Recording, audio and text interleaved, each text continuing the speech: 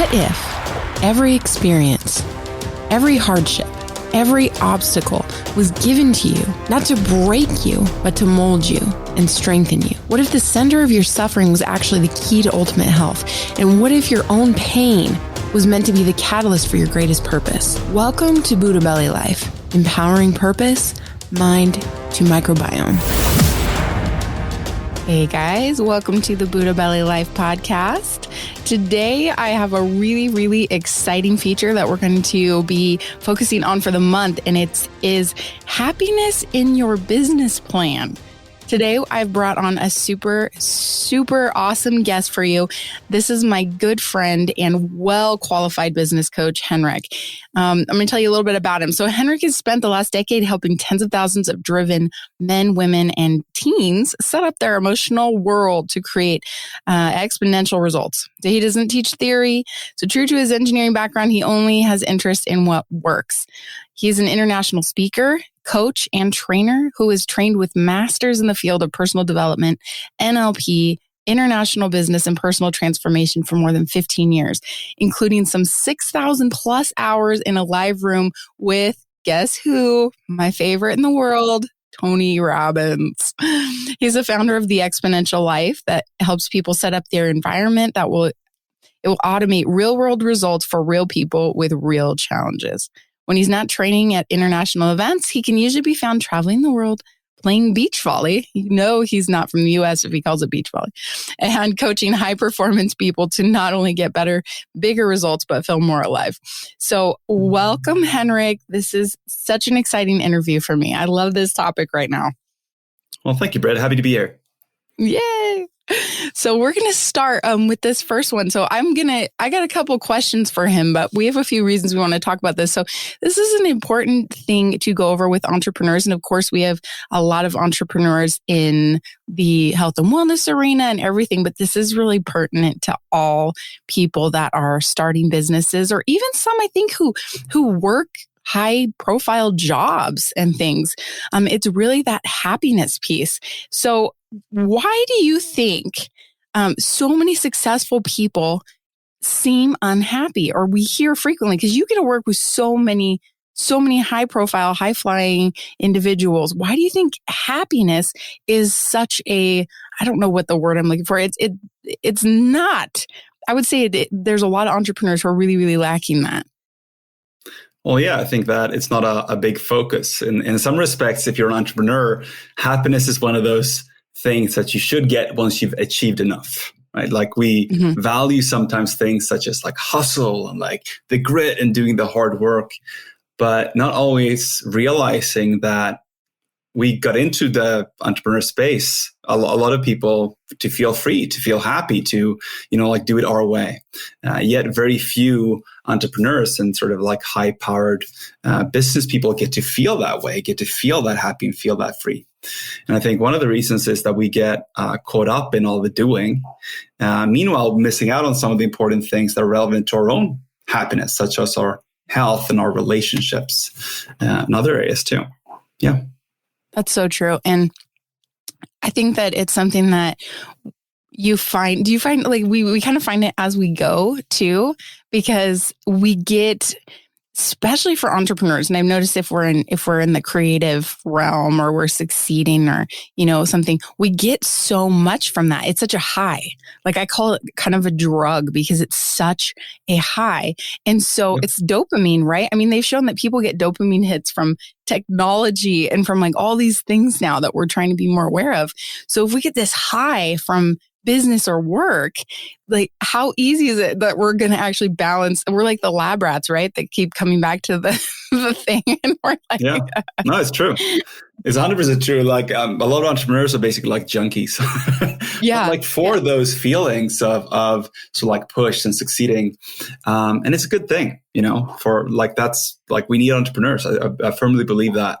That's why I choose to work with them. But especially when you go into entrepreneurs that are like, they have the financial success, what you're talking about is so prevalent because they're hooked to those feeling and they feel successful in that area.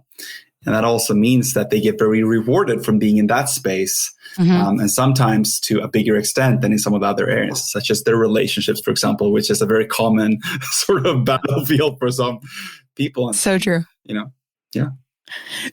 Well, and so what are some of the most common, and obviously you're not going to oust people, but with a lot of the people you work with, when they come to you and they're working, they're like, hey, I need a success coach. I need all this stuff.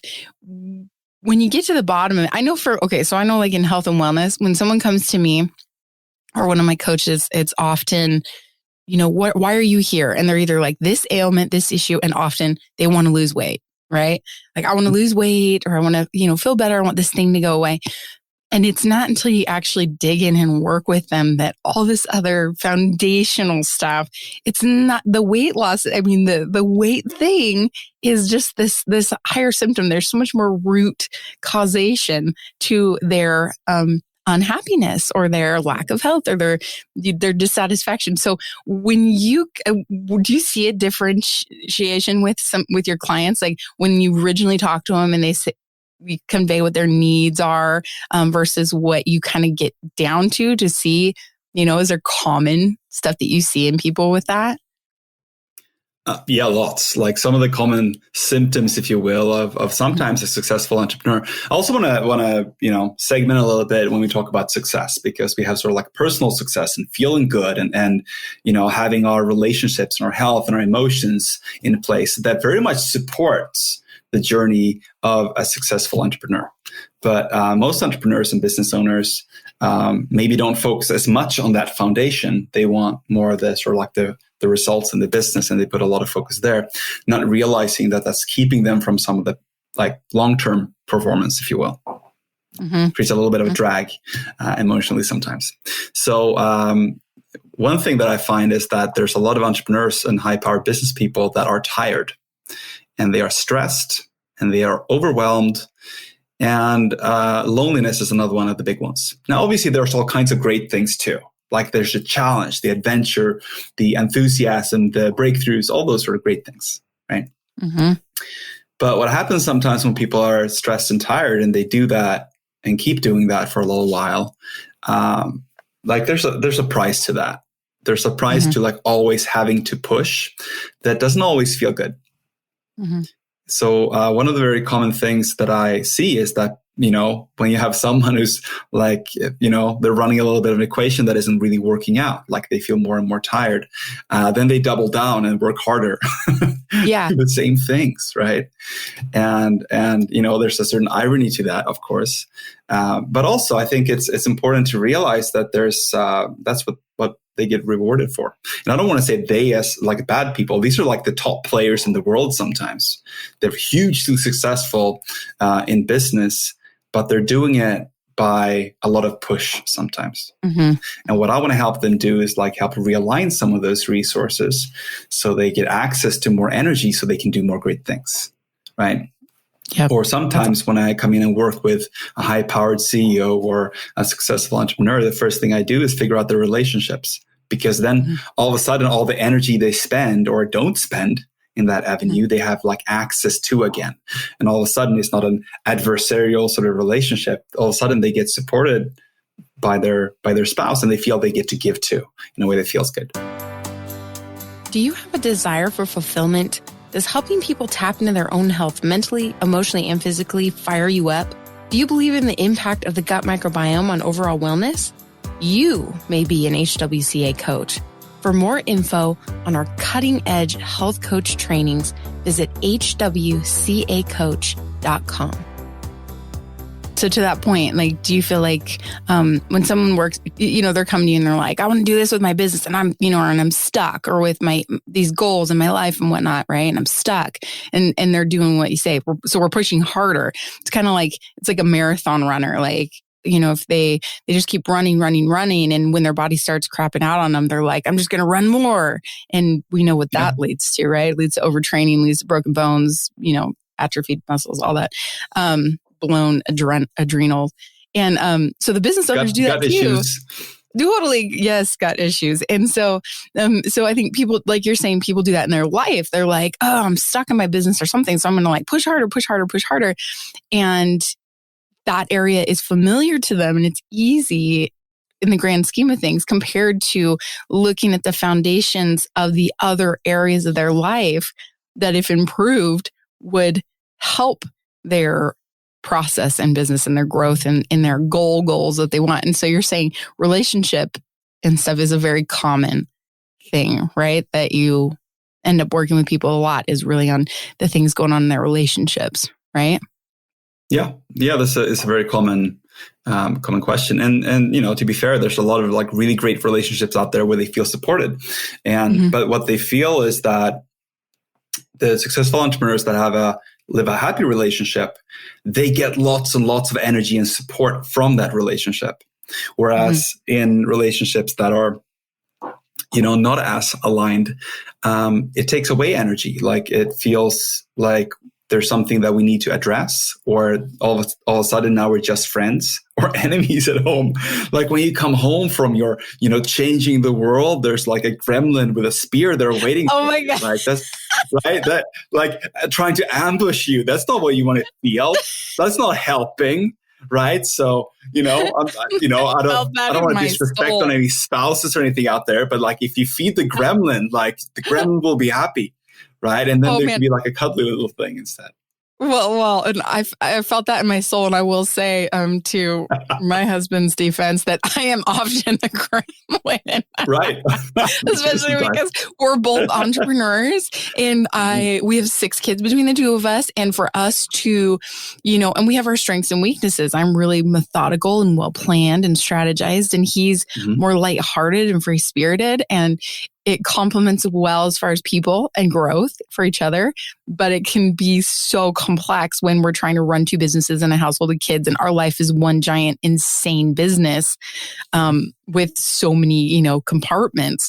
And that's the thing. And so, so you've got the entrepreneur in me and the entrepreneur in him. And and he'll go have a rock star day and come home and I'm covered in baby vomit and with a list of emails I haven't gotten back to and all this stuff. And it takes a whole different beast to sit there and go, okay, one, how can we communicate to get like both, balance this chaos? And then 2, how can you support each other so you're part of the full process of each piece of our life and not like, all of a sudden enemies, right? In the beginning, it's like the coolest thing about each other. You're like, we have all this in common. And then it starts competing when you put it together.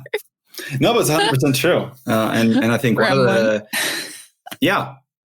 but also like if you've done a little bit of the work, I know you have a huge interest in this and entrepreneurship, but also like in your partner. But there's, if you invest a little bit up front, hopefully you have a little bit of the communication and like you want to understand the other person, want to hear them a little bit. And that makes it so much easier for you to support him and for him to hear you.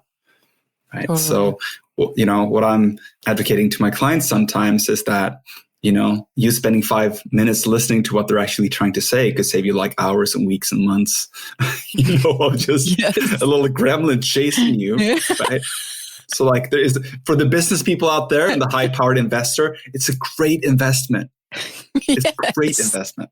It is a great investment. That's like, and so like, and the whole point of this specific topic, just to reiterate, isn't to detour people from business and goals. Like we are goal-getting people who love our business stuff, our creative new ideas and all that. We love it. The point is that we a lot of the time we make the mistake because it's such a high in sacrificing the things that ultimately on our deathbed, right, make our life. Like if you look at it, and those of us who, I've been through divorce. There's a lot of us who have gone through those things, or, I know people who have lost children or whatever. And it's at the end of their rope. They're not looking back going, man, I wish I would have done more I wish I would have worked even more. No, they're going, gosh, why didn't I absorb some of those times with my kids? Or why didn't I worry about my health? Like they say, we spend all of our time and money, or we spend all of our time, we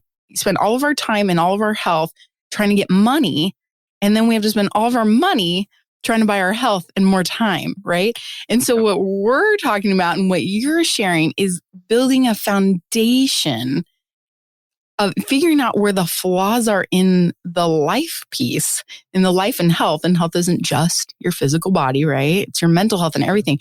We can't function and work well when we're at odds with our partner, or, we're not sleeping and we're unhealthy, So it's really of doing that right in the beginning or correcting it as time goes on, right? Like if you're already in it and you've already been doing it crazy and burning yourself, burning the candle at both ends, trying to push.